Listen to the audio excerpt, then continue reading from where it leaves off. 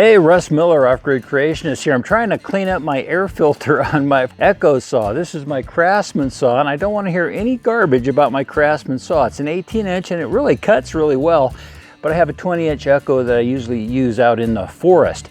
This is the air filter off the Echo, and I found out to replace it, which I did, by the way, cost $36 for this little thing. So I thought, you know, I'm going to clean this puppy up, run it through the washer, and we'll see how it works. I think I'll be able to extend the life on it a little bit longer. But my friends, Echo saws, Craftsman saws, and air filters, that's really not what I wanted to talk about. Okay, and my friends, number 6, antibiotic or poison resistance is proof things are evolving better and better. This actually has absolutely nothing to do with the fairy tale of Darwinian evolution and the evolution of new kinds via new and beneficial genetic information.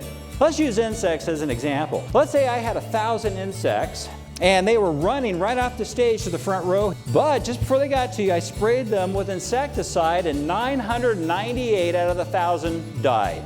Did the 2 survivors instantaneously evolve an immune system?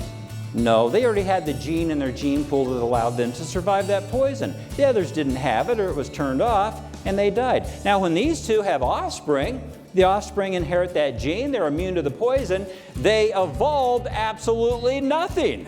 The information was already there. So why do Darwinists use this as one of their key proofs of Darwinian evolution? Why don't they get the frauds out and bring out the real evidence? Let's go to lie number 7 from Embryology, the study of embryos. When they say that ontogeny recapitulates phylogeny. You guys wouldn't buy into that, would you?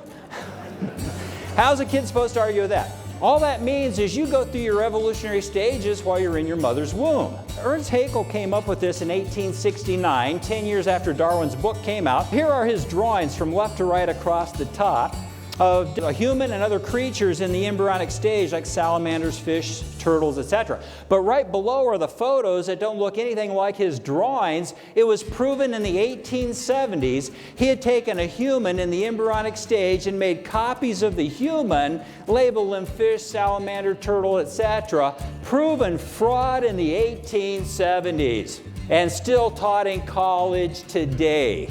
Here's a modern college textbook using Haeckel's drawings as proof. Mind-boggling dishonesty, and the book says, kids, whether they develop into fish, amphibians, or vertebrates, or humans, all vertebrates start out very similar with gill slits and a long tail. You used to have gill slits and a long tail? And then, after teaching this, they asked the kids, why would humans have embryos with gill slits and a tail unless their ancestors had them? And there is no viable answer except we evolved from other animals. Well, here's the problem. You never had gills. You never had gill slits. These are just folds in the skin that later develop in organs in the throat and neck area. You never had a tail. If you had a tail as an embryo, don't you think they'd show millions of pictures?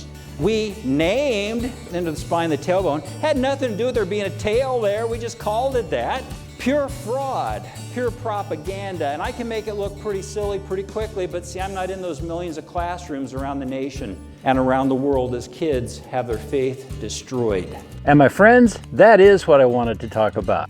Hi, I'm the Off-Grid Creationist, Russ Miller. Thank you for watching today's video.